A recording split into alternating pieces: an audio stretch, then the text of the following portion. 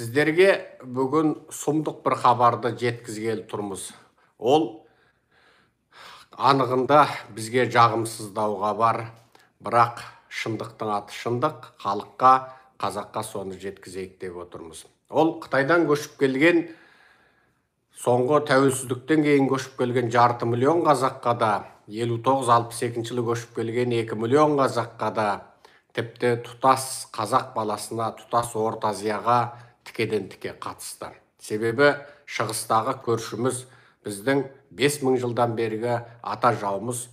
Ата жау Қытайдың саяси өмірінде үлкен өзгеріс болып жатыр. Жауды білу, бақылап отыру, сақ болу, құлағымыз түрік болсын деп біздің ата-бабамыз өздерін сақ деп атап, түрік деп атап, үйіссін берекелі болсын деп, үйсін деп атағаны белгілі. Сол ата-бабамыз мыңдаған жылдар бойы алысып келген ата жау Қытай бүгін таңғажайып бір тарихи сәтте тұр.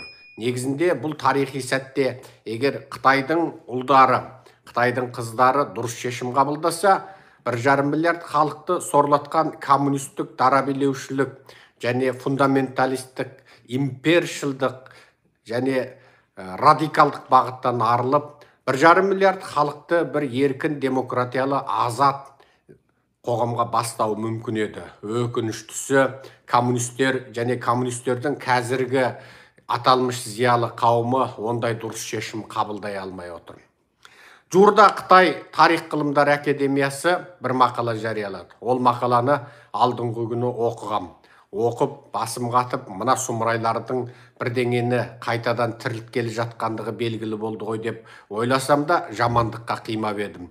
Ал әлеуметтік желіде, әсіресе батыста жасайтын Қытайдың ұлтшылдарының және демократтарының әлеуметтік желісіндегі бұл туралы анализдерді, сосын оны түсіндірген Қытайдың тәпсіршілерінің, Қытай коммунистерінің тәпсіршілерінің түсіндірмелерін оқығаннан кейін барып, Құдай мыналарды да Құдай сорлатқан үстіне сорлатты ғой деп ойладым. Бұл Қытайша айтқанда, енді біз Қазақстандағы қазақтар Қытайдағы қазақтың ата-бабасының жерінде жасап жатқан 5 миллион қазақтан енді 10 жыл бойы көз жазып айырылып қалуымыз мүмкін.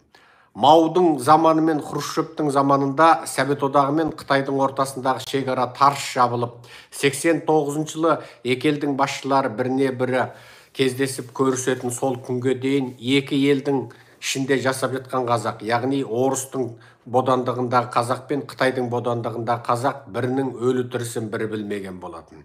Аға бауыр бір-бірінің өлі тірісін білмей, жекжат құда бір-бірімен араласа алмай, қат-қабар алыса алмай, шерменде болып 40 жылды өткізген. Енді сол шерменде заман қайталанып, мынау ши сұмырайдың есік терезені тұмшалап алу саясаты басталғалы тұр. Оған сөзіміздің дәлелі мынау. Қытай тарих ғылымдар академиясы жариялаған мақалада анау Мин патшалығы, оның алдындағы Қытайдың ертедегі Суй патшалығы, одан кейінгі Шүршіттер билеген Чин патшалығы тұсындағы Қытай патшаларының есік терезені тұмшалап алу саясатын Қытай тарихшылары ежелдің ежелінен сындап келген болатын. Онда олар Еуропа мен Еуропадағы ақ нәсілді халықтар Африканы тауып, Америка құрлығын тауып, олар сөйтіп кендер ашып, теңіз тасымалын дамытып, өнеркәсіптен көрсін бастап, ғылымда, білімде, өндірісте, әсіресе мынау металлургия, қорыту, медицина, астрономия, тағы тасымал құралдары мәселесі сияқты мәселеде дамып жатқанда, Қытайлардың есік терезені тұмшалап, дүние жүзінен ауашаланып, бөлектеніп, жаңағы артта қалған, ең соңында сол батыс империалистерінің тепкісіне түскені туралы Қытай тарихшылары ашына тұрып жазатын. Және бұл барысты олар Бейгуан Сого деп айтатын. Бейгуан дегені қақпаны жауып, мемлекетті құлыптау, яғни тұтас мемлекетті тұмшалап жауып алуды айтқан. Бұл анығында Қытайдың сол кездегі ертедегі патшалық замандары кезіндегі саясаты болған. Ал Шүршіттер Қытайды жаулап алып Чин империясын құрған кезінде, яғни Шүршіт империясы қазақтың ата-бабасының ежелгі жері Жетісу жер жаннатының ең шұрайлы жері Шығыс Жетісуды жаулап алған. Іле Алтай Тарбағатайды жаулап алған. Одан ары ұйғырлар жасайтын Алты шаһарды жаулап алған, Такламакан құмдығын жаулап алған. Сол тұста Чин империясы, яғни Шүршіт империясының өзі батыстың, яғни Еуропаның саудагерлерінің тек Гуандун провинциясы, яғни Гонконг маңындағы Кантон провинциясы, Кантон өлкесі маңында ғана порттарға кемелерін тоқтатуға рұқсат беріп, ал одан өзге Жыжаң немесе Шанхай маңындағы шығыс порттарға келуіне тыйым салған. Батыстықтар, еуропалықтар өндірісте, ілімде, білімде, ғылымда, теңіз тасымалында, қару-жарақта, зеңбіректе, оқ-дәрі жасауда олар үздіксіз дамып, бүкіл ғылым білімнің жаңа шырқау шыңына шығып жатқанда, Қытайлар есік терезені тұмшалап, тұтас Еуропадан, тұтас адамзат қауымдастығынан бөлектеніп, өзімен өзі өмір сүрген. Енді бұны Қытай тарихшылары мен Қытай зерттемендері бұғанға дейін бұл саясатты өте үлкен қате саясат, тұтас жер шарынан бөлектеніп, диктатуралық жүйені сақтап қалу үшін жасаған және Қытайды артта қалдырған, Еуропаның тепкісіне қалдырған, отарына қалдырған, одан ары қарай Қытайға жаңағы Еуропа отаршылдарының жаулап алуына алып келген, Жапонның тепкісіне қалдырған бұл сұмдық заман деп қатты сындайтын. Яғни қақпаны жауып, есік терезені тұмшалап алу, мемлекетті құрсаулау деп, бұны Қытай тілінде бигуан суого деп айтатын. Енді мына сұмырай Ши Цзиньпин арнайы мына компартияның билігін қолға алғаннан кейін, енді осы тарихи қателікті бұғанға дейін бір ауыздан шетелдегісінде, Қытай ішіндегі зерттемендерде, ғалымдарда, сарапшыларда, аналитиктерде, саясаткерлерде, тарихшыларда бәрі теріс деген осы саясатты енді мына Си Цзиньпин ақтап жатыр. Сөйтіп оны бітеді. Еуроцентризмін, яғни Еуропаны центр қылған, еуропашылдықты негіз қылған адамдардың бізге жаңағы таққан жаласы, жапқан жаласы, ол бигуан суого деген ол керемет саясат болды. Сол замандағы патшалықтар сөйтіп Еуропаның отаршылдық саясатына қарсы тұру үшін, мемлекеттік ұлттық менталитетімізді батыстандырудың алдын алу үшін, олардың импершылдық біздің мемлекетімізге сіңіп кіруінің алдын алу үшін өзімізді тұмшалап алып, өзіміздің ұлттық менталитетімізді сақтап қалдық. Әйтпегенде біз баяғыдан батыстың жаңағы тасталқаны шығаратын саясатының құрбаны болып кетер едік дейді. Енді бұлай қарасаң, ол өтіп кеткен заманан 1300 жылдан бастады. 1400 жылдар, 1500 жылдарда Америка құрлығы, оңтүстік Америка, солтүстік Америка құрлығы ашылды.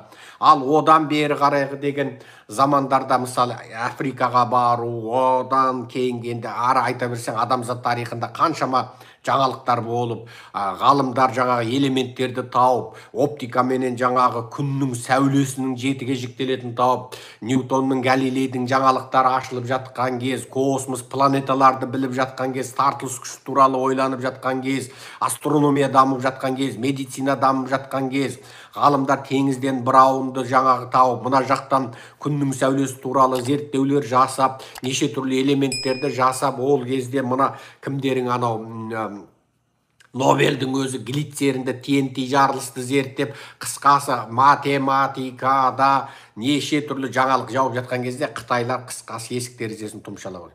Ал Си Цзиньпиннің бұл жаңағы тапсырмасымен ғылым академиясы жариялаған бұл мақалада айтуынша, еуроцентризмнің жаласы екен бір, екіншісі бұл саясат шетелдің экспансиясынан, шетелдің Қытайды құртуынан сақтанатын ең өтімді саясат болды.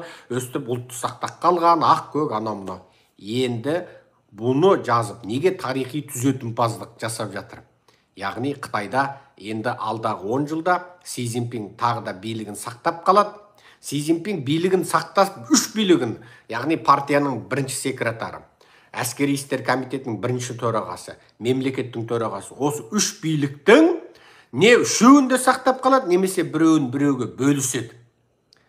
Өзі сол кем дегенде әскери істер комитетінің бірінші төрағасы болады да, қалған 2 билікті беруі мүмкін, немесе 1 билікті беруі мүмкін. Қалай болмасын өзі жаңағы супер билігін сақтап қалады. Ал енді сосын бұл сол Еуропа, Американың бүкіл санкциясына түкіргенім бар дейді да, есікті жабады. Қытайдың анау 1 миллион ба 2 миллион зауытының тауары шетелге өте ме өтпей ме қызық емес. Ол онсыз да бұғанға дейін осы саясатын ақырын жүргізіп келді. Бүкіл Нью-Йорк қор биржасындағы бүкіл компанияларын шегіндірді. Оның бәрі банкрот болды. Шетелге тауар таситын бүкіл кемесінің 90% теңізде қаңтарылып тұр. Міне бір тауары жоқ. Бүкіл өндірісі тоқтады. Ең мемлекеттік деген әскери жаңағы шпиондық бағыттағы Huawei корпорациясы, ZTE корпорацияларының бәрін оны банкрот қылды, ол құрды. Енді Қытайдың микрочибі жаңағы дамытамыз деп триллиондаған доллар беріп еді. Оның бәрі жаңа ақшада жоқ, микрочибі де жоқ еді. Одан 8 коммунисттер ұстады да, не ақша әкел, не микрочип әкел. Микрочип тыңнан зерттеген жоқ. Микрочиптен Кореяға, Жапонға, Тайванға, Америкаға 4 мемлекетке тәуелді болып қалды. Соның тәуелділіктен құтыламыз деп еді, ондан құтыла алмады. Енді ол 8 коммунист оны тұтқындап түрмеге қамады. Енді сол Си Цзиньпин сол Маудың заманына кері қайтып, ғылымыңда құрысын, экспорт импортыңда құрысын, қор Нью-Йоркың құрысын, қор биржаң құрысын, Лондоныңды желкемнің шұңқыры көрсін, Америкаға түкіргенім бар, бітті, есік терезені жауып, өзінің диктатуралық жүйесін ғана сақтайды. Ал Қытайдың халқы жаңа жүнжеп жабағы тышама, аш жалаңаш болама, бітті болды. Манау 1978 жылы Дэн Сяопин бастаған, анығында 80-ші жылдардан бастап іске қосылған Қытайдың жаңа тауар өндіріп бүкіл Еуропа, Америка, Африканың нарығын жаулаған сол заманы енді келмеске кетіп, енді Қытай сол өз тауарын өз ішінде ғана айналдырады. Оны да онсыз да ішкі айланыс, ішкі циркуляция, ни шүнхан деп бұл сұмырай баяғыда айтып қойған. Енді сол Қытай бітті, бүкіл дүние жүзінен жабылады, бүкіл байланыс тоқтайды. Сөйтіп Си Цзиньпиннің жаңағы Мау заманына қайта келетін заман басталатын болды. Бұл мәлім тұрғыдан алғанда Қытайды құртуға, Қытайды тасталқаны шығаруға баратын бағыт. Екінші бір гуманитарлық тұрғыдан қарасаң, Қытайдағы 1,5 миллиард халық енді қайтадан сол Мау заманын көретін болды. Обал. Ең бастысы, 1,5 миллиард Қытай не болса болсын, бұда біздің қақымыз жоқ. Ең бастысы, ол жердегі 5 миллион қазағымыздың өлі тірісін біле алмай, қайтадан шерменде болып 10 жыл отырып қалатын сияқтымыз. Армандап едік, аңсап едік. Ол жердегі қазақтарымыз азаттыққа шыға ма, еркіндікке шыға ма деп. Енді сол арманымыз күл талқан болатын сияқты. Өте өкінішті хабар, өте сұмдық хабар. Бұл хабарды сіздерге жеткізгенім үшін кешірім сұраймын. Енді сүйкімсіз, жағымсыз хабар болса да айтуға мәжбүр болып отырмыз. Шынында өте түрпідей тиетін, жүректі ауыртатын, жағымсыз хабар. Аман болайық, сау болайық.